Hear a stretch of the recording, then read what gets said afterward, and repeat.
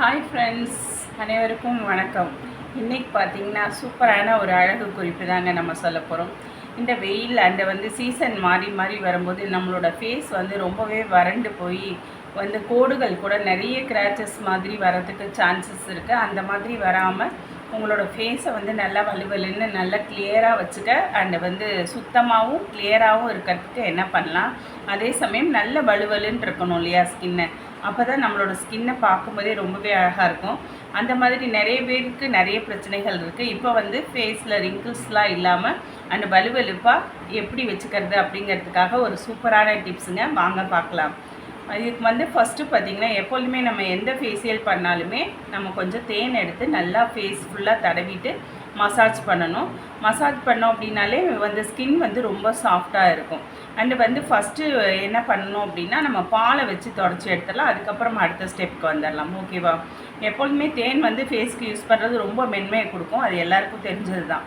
First காய்ச்சாத பாலை எடுத்துக்கோங்க.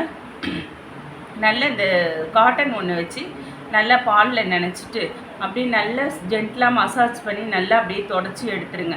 தொடச்சி எடுத்தோடனே பால் நல்ல மென்மையாக இருக்குது பார்த்திங்களா. ஸ்கின்னும் ரொம்ப சாஃப்டாக இருக்கும். அதே சமயம் முகத்தில் உள்ள எண்ணெய் அழுக்கு எல்லாமே நமக்கு வெளியில் வந்துடும்.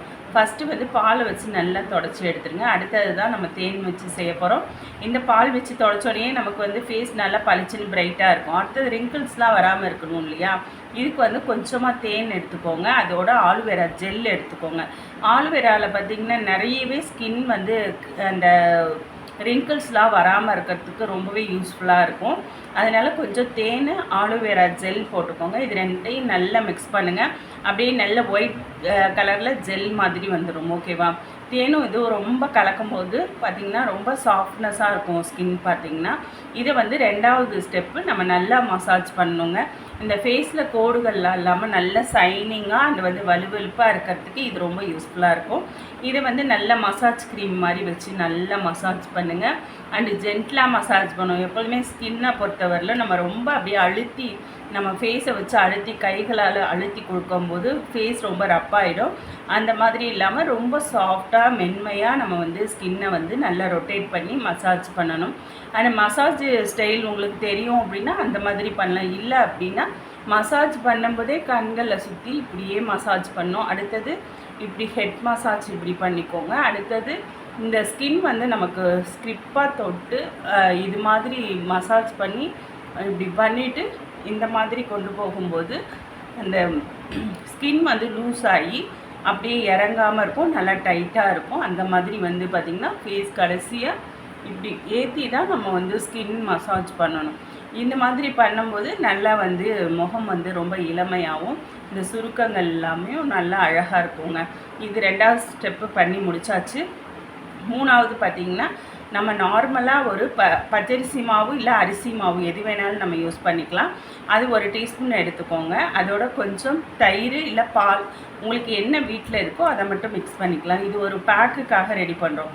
கொஞ்சம் காய்ச்சாத பால், கொஞ்சம் அரிசி மாவு, கொஞ்சம் கடலை மாவு, இது ரெண்டு மூணையும் நல்லா திக் பண்ணி நல்லா திக் பேஸ்ட்டாக வந்துடும். அதில் ரோஸ் வாட்டர், உங்களுக்கு பாலோட கொஞ்சம் ரோஸ் வாட்டரும் சேர்த்துக்கிட்டோம்னா கலர் இன்னும் கொஞ்சம் நல்லா பூஸ்டப் பண்ணி கொடுக்கும். அதே சமயம் ஃபேஸில் ரிங்கிள் வராது. பச்சரிசி மாவில் நிறைய கொலாஜின் சத்து இருக்கு இல்லையா, அது நல்லா நம்ம ஸ்கின்னை பூஸ்டப் பண்ணி கொடுக்கும். ரொம்ப கலராகவும் நல்ல யங்காகவும் அண்டு ரிங்கிள்ஸ்லாம் இல்லாமல் சூப்பரான ஒரு ஸ்கின் கிடைக்குங்க. இதை பேக் எப்பொழுதுமே நம்ம மேல் நோக்கி இந்த மாதிரி பேக் போடணும். கண்கள்லேயும் இந்த மாதிரி மேல் நோக்கி போட்டோம் அப்படின்னா இந்த சுருக்கங்கள்லாம் இல்லாமல் ஃபேஸ் ரொம்பவே பிரைட்டாக அண்ட் ஒயிட்டாக இருக்கும். உங்களுக்கு ரொம்ப சூப்பரான அழகான ஃபேஸ் கிடைக்குங்க. இது ரொம்ப ஈஸியான டிப்ஸ் தான். ரொம்ப அழகாக வீட்டிலேருந்தே நம்ம பண்ணிக்கலாம். ரெகுலராக இதை பண்ணும்போது உங்களுக்கு ரிங்கிள்ஸ்லாம் வராது. அண்ட் பார்க்குறவங்க பார்த்திங்கன்னா ரொம்பவே ஆச்சரியப்படுவாங்க. ஒரே இதில் ஒரே ஸ்டெப்பில் இவ்வளோ அழகாக இருக்குமா அப்படின்னு நமக்கே தோணும். அந்தளவு சூப்பரான ரிசல்ட்டு இதில் இருக்குங்க. ஓகே ஃப்ரெண்ட்ஸ், இந்த வீடியோ பிடிச்சதுன்னா நம்ம திருச்சி அம்மு செவனை இந்த சேனலில் நிறைய டிப்ஸ் எல்லாமே நம்ம போட்டுட்ருக்கோம். அண்ட் இந்த டிப்ஸும் உங்களுக்கு பிடிச்சிருந்ததுன்னா கமெண்ட் பாக்ஸில் சொல்லுங்கள். இன்னும் அதிக அளவில் டிப்ஸு அண்டு ஹெல்த் டிப்ஸ் இதெல்லாம் பற்றி நம்ம வீடியோஸ் நிறைய போட்டிருக்கோம். நம்மளோட சேனலில் பாருங்கள். Okay friends, bye friends.